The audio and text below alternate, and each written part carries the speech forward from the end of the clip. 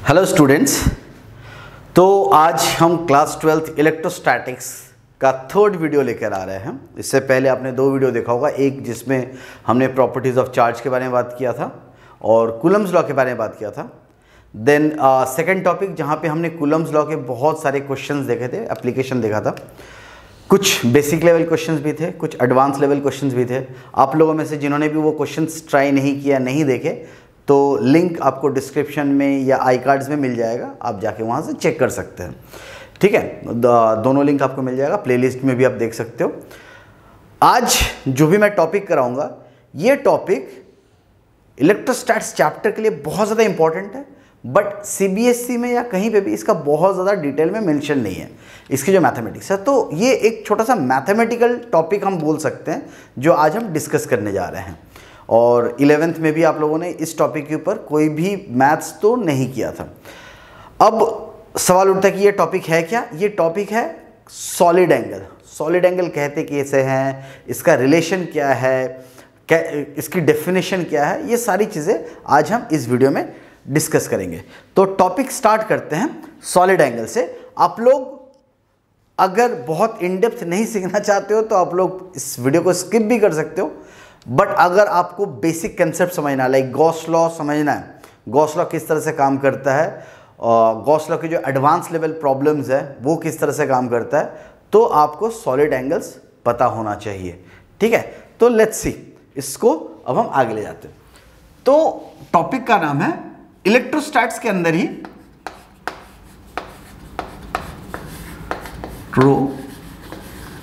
Electrostatics.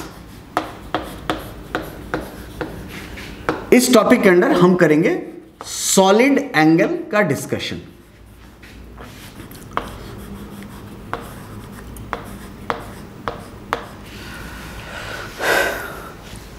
तो देखिए solid angle, ठीक है, सॉलिड एंगल का यूनिट होता है स्टेरेडियन। ठीक है, स्टेरेडियन उसका यूनिट होता है। अब सॉलिड एंगल होता है क्या? तो इससे पहले हम स्टार्ट करेंगे सॉलिड एंगल क्या होता है। सबसे पहले देखते हैं प्लेन एंगल क्या होता है। प्लेन एंगल कुछ इस तरह से डिफाइन किया जाता है कि दो रे है, दो रे अपने बीच में एक सर्टेन एंगल बनाता है जिसको हम कहते हैं theta. This theta is nothing but length of this arc, length of this arc L divided by radius. ठीक है, theta is defined as L by R। ठीक है, अच्छा ये जो L है, प्लीज मेक श्योर ये कोई भी आर्क नहीं हो सकता। मतलब मैं एक ऐसा आर्क बना दूं तो वो नहीं होगा, वो पॉसिबिलिटी नहीं है। ये एक स्पेसिफिक आर्क होना चाहिए। तो वो स्पेसिफिक आर्क है क्या? वो स्पेसिफिक आर्क वो आर्क है जिसका हर एक पॉइंट इससे R डिस्टेंस पे ही हो। मतलब this distance should be R, this distance should be R, this distance should be R, this distance should be R, this distance should be R, this distance should be R। मैं फिर से बता देता हूं, ये सॉलिड एंगल एडवांस लेवल का topic है, इसलिए अगर आप लोगों का टारगेट नीट है तो आप इस टॉपिक को इग्नोर कर सकते हैं। बट ऐसा कुछ नहीं कि बहुत हेवी टॉपिक है कुछ, but it's a new mathematics जिसमें आपको नया कुछ सीखने को मिलेगा। And it's never go waste. कुछ भी चीज़, नया चीज़ वेस्ट नहीं होता। आपको इस पर क्वेश्चंस नहीं आएंगे, आपको इसके फॉर्मूलेज याद रखने की ज़रूरत नहीं है। ठीक है, आप इसको नॉर्मली सीखने के लिए, देखने के लिए आप इस वीडियो को देखिए। ठीक है, so theta is arc length by radius, और इसको रेडियंस में हम डिफाइन करते हैं। ठीक है, अगर आपसे बोला जाए, आप ऐसे समझो, ये एक प्लेन है, प्लेन। ठीक है, और इस पॉइंट से, ये आपका ओरिजिन पॉइंट है। ठीक है, जिसको हम कहते हैं x और y, ये दो एक्सिस बना दिया, x axis and y axis. अब अगर हम आपको कहते हैं कि इस पॉइंट तक पहुंचना है, यहां से ओरिजिन से इस पॉइंट तक पहुंचना है, तो आप क्या करेंगे? आप x एक्सिस पे सर्टेन डिस्टेंस मूव करेंगे, y एक्सिस पे सर्टेन डिस्टेंस मूव करेंगे। तो x कोऑर्डिनेट पे कुछ डिस्टेंस मूव किया, y कोऑर्डिनेट पे कुछ डिस्टेंस मूव किया, तो आप इस पॉइंट तक पहुंच सकते हैं। ठीक है, ये एक तरीका है। बट एक दूसरा तरीका भी है, एक और तरीका भी है यहां तक पहुंचने का। क्या तरीका वो? आप एक r डिस्टेंस डिफाइन कर ले, एक r डिस्टेंस डिफाइन कर ले r, और फिर एक थीटा एंगल से गोल घूम जाइए, थीटा एंगल से गोल घूम जाइए। तो ये भी एक तरह का कोऑर्डिनेट सिस्टम है जिसको हम लोग कहते हैं सिलिंड्रिकल कोऑर्डिनेट सिस्टम। ठीक है, अब इसका 3D में भी आएंगे बट अभी उसकी ज़रूरत नहीं है। ठीक है, तो हम r डिस्टेंस पे जाके थीटा एंगल घूमने से भी हम इस पॉइंट पे पहुंच सकते हैं। तो अगर आपको इस प्लेन के हर एक पॉइंट तक पहुंचना है तो आपका जो थीटा है वो 2 पाई के बीच में ही लाई करेगा। मतलब आपको इस पॉइंट तक जाना है तो 2 पाई से ज़्यादा आपको कभी नहीं घूमना। 2 पाई के अंदर ये पूरा का पूरा प्लेन कवर हो जाएगा। आपको बस r को छोटा या बड़ा करना है, r को वैरी कराना है, और जो टोटल एंगल है वो 2 पाई पे आपको कवर करने से आप इस प्लेन के हर एक पोजीशन तक आप पहुंच सकते हैं। इस प्लेन के किसी भी पॉइंट पर पहुंच सकते हैं बशर्ते आप r को मैनिपुलेट कर सकते हैं। ठीक है,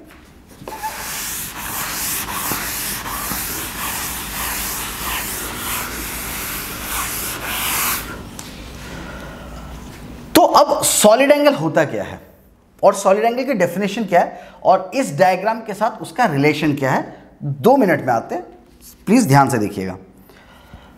अब आपके पास एक कोन है कुछ इस तरह से,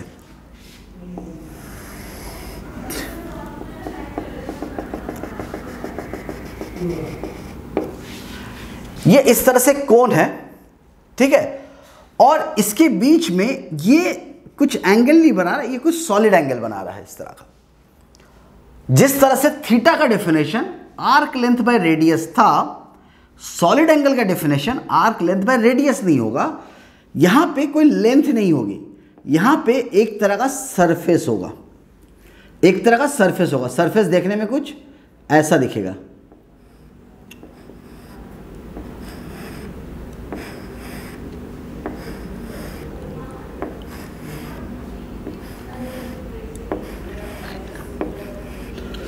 कुछ ऐसा सा सरफेस होगा। अगर ये डायग्राम समझ नहीं आती है तो आप लोग इसको इस तरीके से भी समझे। ये रहा वो आर्क और इस तरीके से वो सरफेस बना हुआ है। This is a surface. अब इस सरफेस का हर एक पॉइंट, इस सरफेस का हर एक पॉइंट यहां से r डिस्टेंस पे ही होगा। तो उस सरफेस को ही हम अपना एक्चुअल सरफेस मानेंगे जिस सरफेस की हम बात कर रहे हैं। सारे पॉइंट्स, मतलब अगर ये कोन है, कोन के सामने एक सरफेस लगा देंगे, वो सरफेस जिसका इस पॉइंट से सारे डिस्टेंसेस सेम हो जाएंगे, और ये 3D डायग्राम है। ठीक है, तो सॉलिड एंगल जिसको इस तरीके से रिप्रेजेंट करते हैं, solid angle is equal to, solid angle is equal to इस सरफेस का एरिया, इस सरफेस का area divided by r square होता है। इस सरफेस का area divided by r square होता है। ठीक है, अब आप ऐसे समझिए। ठीक है, अभी हम लोगों ने प्लेन की बात की थी। ठीक है, ठीक है, इस प्लेन पे हमने कहा अगर इस प्लेन पे ये x एक्सिस है, ये y एक्सिस है। ठीक है, ये x एक्सिस है ना, y एक्सिस है, sorry this is x, this is y, and इसको मान लेते हैं z। तो अगर इस पॉइंट तक पहुंचना है तो आप पहले, सॉरी मतलब इस पॉइंट तक पहुंचना है तो आप पहले x डिस्टेंस मूव करेंगे, फिर y डिस्टेंस मूव करेंगे तो आप पहुंच सकते हैं, या फिर आप एक r रेडियस मूव करें और फिर थीटा एंगल से घूम जाए तो आप इस पॉइंट तक पहुंच सकते हैं। ठीक है, बट अगर मुझे इस पॉइंट तक पहुंचना है सॉलिड एंगल मतलब 3D स्पेस में, तो r पहले इस एंगल में गया और फिर यहां पे पहुंचने के बाद फिर कुछ फाई एंगल इधर मूव कर गया, तो 2 बार। तो लेट्स से ये कोऑर्डिनेट सिस्टम है x y z। मुझे इस पॉइंट पे जाना है तो पहले ये x डिस्टेंस गया, थीटा एंगल रोटेट किया और फिर फाई एंगल रोटेट किया, तो मैं इस पॉइंट पे पहुंच सकता हूं। ठीक है, r डिस्टेंस पे गया, थीटा एंगल रोटेट किया, फिर फाई एंगल पे रोटेट किया, तो मैं इस पोजीशन पे पहुंच गया। तो 2 बार 2 एंगल, ठीक है। तो इसका मतलब है कहीं ना कहीं आप ऐसे समझिए कि ये मेरा एक प्लेन है और ये मेरा दूसरा प्लेन है,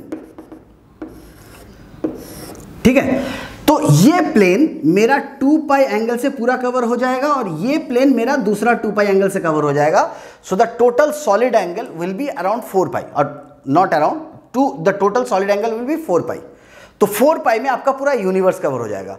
तो अगर मैं एक टोटल स्फीयर की बात करूं, जिस तरह से एक टोटल सर्कल का टोटल एंगल 2 पाई होता है, उसी तरह से एक sphere, this is a sphere, आप ऐसे मैं डायग्राम में ये शेड डाल रहा हूं, सो दिस इज स्फीयर। इस स्फीयर का टोटल सॉलिड एंगल इज 4 पाई, मतलब टोटल 4 पाई सॉलिड एंगल से आपका पूरा यूनिवर्स कवर हो जाएगा।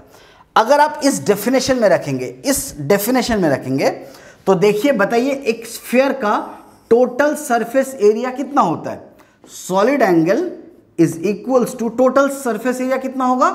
4 पाई आर स्क्वायर, अगर इसका रेडियस आर है तो, और मैंने कहा फिर रेडियस के स्क्वायर से डिवाइड, तो कट गया, तो सॉलिड एंगल कितना निकल के आया? 4 पाई, ठीक है। सिमिलरली अगर मैं आपसे कहता हूं कि आपके पास एक हेमिस्फीयर है, हेमिस्फीयर है मतलब कुछ इस तरह से। अब ये जो हेमिस्फीयर है, प्लेन पे तो लग रहा है कि ये पाई एंगल बना रहा है, बट सॉलिड एंगल वाइज ये कितना बना रहा है? तो देखिए ये आधा यूनिवर्स कवर कर रहा है ना, आधा यूनिवर्स, पूरा यूनिवर्स 4 पाई से कवर होता है, पूरा यूनिवर्स 4 पाई से कवर होता है, तो आधा यूनिवर्स 2 पाई से कवर होना चाहिए। तो आधा सॉलिड एंगल, आधा हेमिस्फीयर का कितना सॉलिड एंगल होगा? 2 पाई। अगर हम सॉलिड एंगल के थियरी से देखें तो इसका सरफेस एरिया होगा 2 pi are square divided by r square, cut गया, तो दैट इज 2 पाई। बिकॉज इसका सरफेस एरिया कितना? इसका सरफेस एरिया होता है हाफ हेमिस्फीयर, मतलब सॉरी हेमिस्फीयर का सरफेस एरिया होता है 2 पाई आर स्क्वायर, ठीक है। टोटल सरफेस एरिया ने, only the curve surface area, क्योंकि मैंने पहले ही बोला कि कर्व सरफेस का एरिया चाहिए मुझे, टोटल ये कोन वोन साइड वाइड का नहीं, तो ठीक है। तो 2 pi are square divided by r square, तो उसकी सॉलिड एंगल हो गई 2 पाई, ठीक है। तो ये आपको बेसिक फंडा समझ में आ गया। अब आप देखिए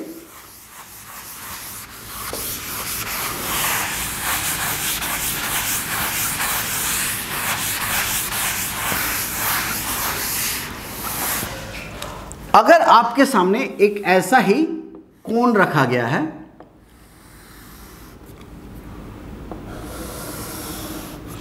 ठीक है, दिस इज अ कोन, तो ये कोन कितना सॉलिड एंगल बनाता है? तो आपके लिए कैलकुलेट कर पाना हमेशा थोड़ा मुश्किल होगा कि हर बार हम कैलकुलेट करेंगे, बट अगर this angle is given as theta, तो ये जो हाफ एंगल है this will be theta by 2, तो there is a direct relation, there is a direct relation कि किसी भी थीटा एंगल के लिए अगर टोटल प्लेनर एंगल थीटा है, तो solid angle is given by 2 pi 1 minus cos of theta by 2, 2 pi 1 minus cos of theta by 2, ये मेरा सॉलिड एंगल हो गया, ये मेरा सॉलिड एंगल है। तो सबसे पहले ये फॉर्मूला का डेरिवेशन देखते हैं थोड़ी देर में, बट उससे पहले क्या हम वेरीफाई कर सकते हैं कि हेमिस्फीयर के लिए इस फॉर्मूले से 2 पाई ही आंसर आ रहा है? तो देखिए ये रहा मेरा हेमिस्फीयर, ठीक है, ये रहा मेरा हेमिस्फीयर, अगर मैं इसको ऐसे ले लूं, ठीक है, तो ये कुछ हेमिस्फीयर दिखेगा। तो इसका टोटल एंगल कितना है? 180 डिग्री, मतलब पाई।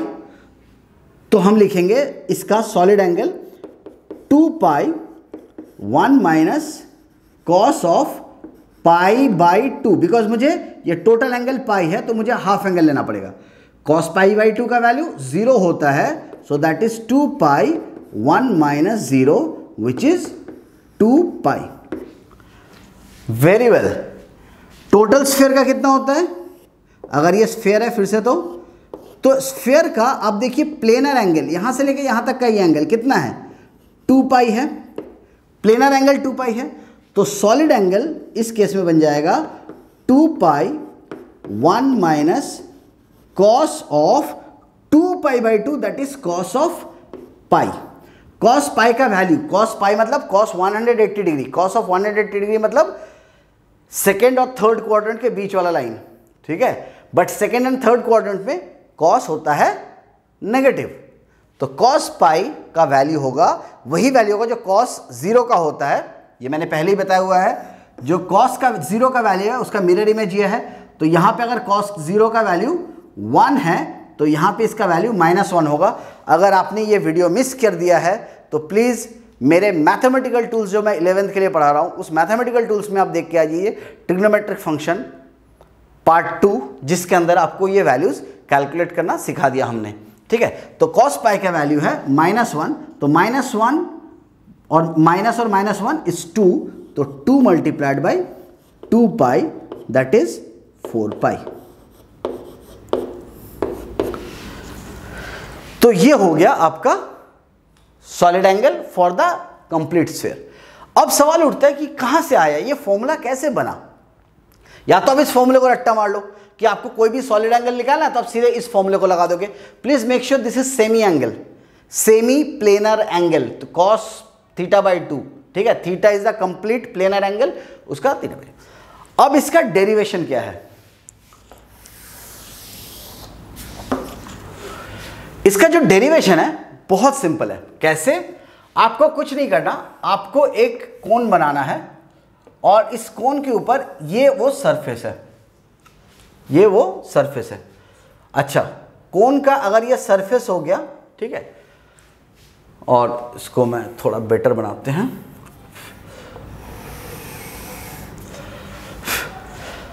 तो मुझे क्या करना है, मुझे इस सरफेस का एरिया निकालना है, इस सरफेस का एरिया निकालना है। इस सरफेस के एरिया निकालने से क्या होगा, कैसे निकालेंगे, ऐसे छोटे छोटे हम स्ट्रिप्स काटेंगे, ऐसे छोटे छोटे हम स्ट्रिप्स काटेंगे और इन स्ट्रिप्स को जोड़ देंगे तो मेरे को टोटल एरिया निकल के आ जाएगा, ठीक है। ऐसे छोटे छोटे मतलब आप ऐसे स्ट्रिप्स निकल जाएगा आपके पास, ठीक है। ये स्ट्रिप्स को अगर आप ध्यान से देखेंगे तो ये स्ट्रिप्स एक रिंग के जैसा होगा, देखने में एक रिंग के जैसा होगा, ठीक है। ये स्ट्रिप्स एक रिंग के जैसा होगा। तो अब इस डायग्राम में हम क्या करते हैं, this total angle is theta, but हम किसी फाई एंगल पे जाके, फाई एंगल पे जाके एक डी फाई का एलिमेंटल सेगमेंट काट लेते हैं। फाई एंगल पे जाके डी फाई एलिमेंटल सेगमेंट हमने ड्रॉ कर लिया, तो उससे मेरे को ये रिंग आ गई, मेरा ये रिंग डेवलप हो गया, ये रिंग बन गया मेरा।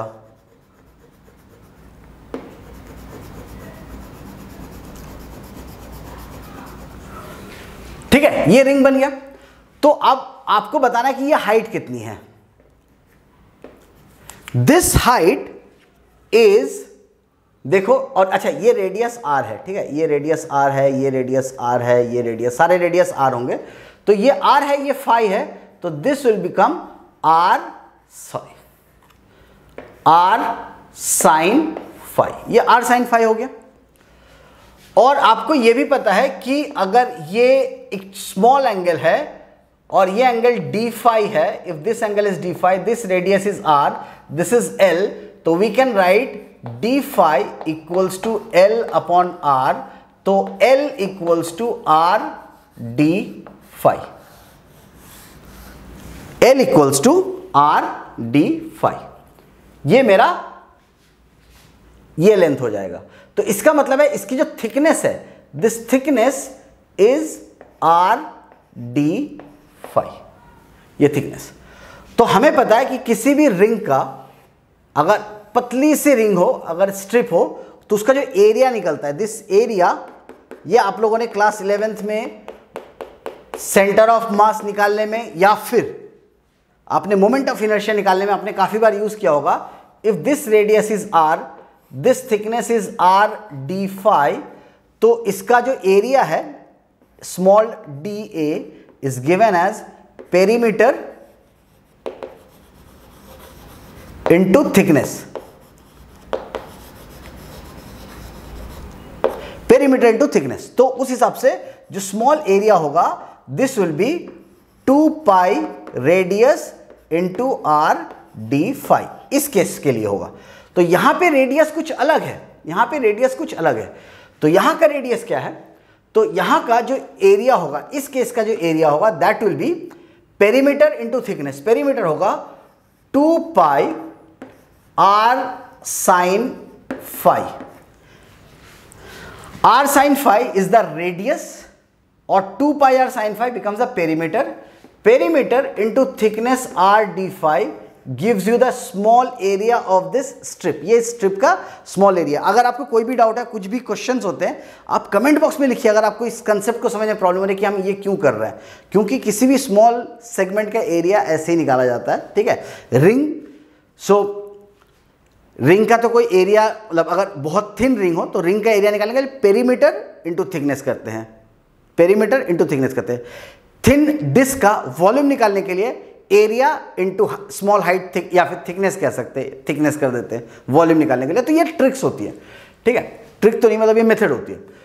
तो now d A equals to 2 pi are sine phi R d theta. अगर मैं इस टोटल एरिया निकालना है तो इसको इंटीग्रेट करेंगे, कहां से कहां तक, 0 से लेके θ/2 तक, 0 से लेके θ/2 तक। इधर से नहीं, क्योंकि जब आपका जो मिनिमम एंगल है यहां से स्टार्ट होगा, ये बनेगा, फिर ये बनेगा, फिर ये बनेगा, फिर ये, तो आपका मिनिमम 0 से स्टार्ट हो रहा है। तो मिनिमम एंगल इज 0 और फिर ये एंगल बढ़ता हुआ जा रहा है, क्योंकि जैसे ही मिनिमम यहां पे रहेगा तो आपका पहला स्ट्रिप यहां बनेगा, ठीक है। तो 0 से लेके θ/2 का integral that becomes your area 2 pi are square sine phi d phi.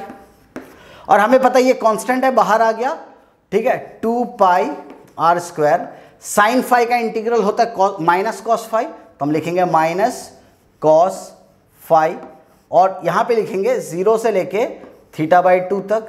और हमें पता है ये माइनस सिंबल को उड़ाने के लिए इसको रिवर्स कर सकते हैं, रिवर्स नहीं भी करना चाहो तो आप ऐसे लिख दो, minus cos θ/2 minus of cos 0। अगर आपको ये नहीं समझ में नहीं आ रहा तो मैं इसलिए लिख रहा हूं, ठीक है, अदरवाइज तो यहां पे शॉर्टकट होगा, ठीक है। कॉस 0 का वैल्यू होता है कॉस, हाँ sorry, minus of minus cos 0, तो यहां पे एक माइनस सिंबल रहेगा। कॉस 0 का वैल्यू होता है 1, -1 इंटू 1 इज +1, तो 1 माइनस कॉस θ/2 ये आ गया, और ये बाहर आ गया 2 पाई आर स्क्वायर ब्रैकेट में। तो ये हो गया एरिया। जब ये एरिया आ गया, इस एरिया को जब हम डिवाइड कर देंगे आर स्क्वायर से तो सॉलिड एंगल बनेगा, आर स्क्वायर कट जाएगा, 2 पाई 1 माइनस कॉस ऑफ θ/2। ये है आपका सॉलिड एंगल का डेरिवेशन, कि आप उसको प्लेन एंगल से सॉलिड एंगल में कैसे कन्वर्ट कर सकते हैं। प्लीज़ ध्यान रखिए, ये छोटा सा वीडियो मैंने इसलिए बनाया आपको सॉलिड एंगल पे, क्योंकि काफ़ी लोग सॉलिड एंगल के कंसेप्ट समझ नहीं पाते हैं। सॉलिड एंगल की मैथमेटिक्स इनफैक्ट कभी कराई नहीं जाती आप लोगों को, बट आपको इसके ऊपर कभी कोई डेरिवेशन या कोई मैथ्स नहीं करना, बट फिजिक्स के कंसेप्ट में जहाँ पे इलेक्ट्रिक फ्लक्स अलग अलग डायरेक्शन में इक्वल सेपरेशन के साथ निकल रहे हैं, तो किसी एक सर्टेन सॉलिड एंगल पे कितना फ्लक्स निकलेगा ये आपको कैलकुलेट करना पड़ सकता है, ठीक है। इसीलिए मैं ये आपको सॉलिड एंगल का कंसेप्ट सिखा रहा हूं। और प्लीज इस सॉलिड एंगल को आप वीडियो को पूरा देखिए, वीडियो को देखने के बाद आप इसको एक बार गौर से समझिए कि मैंने क्या किया है, ठीक है। ये पूरा कंसेप्ट इस बोर्ड पे लिखा हुआ है आपके लिए, ठीक है।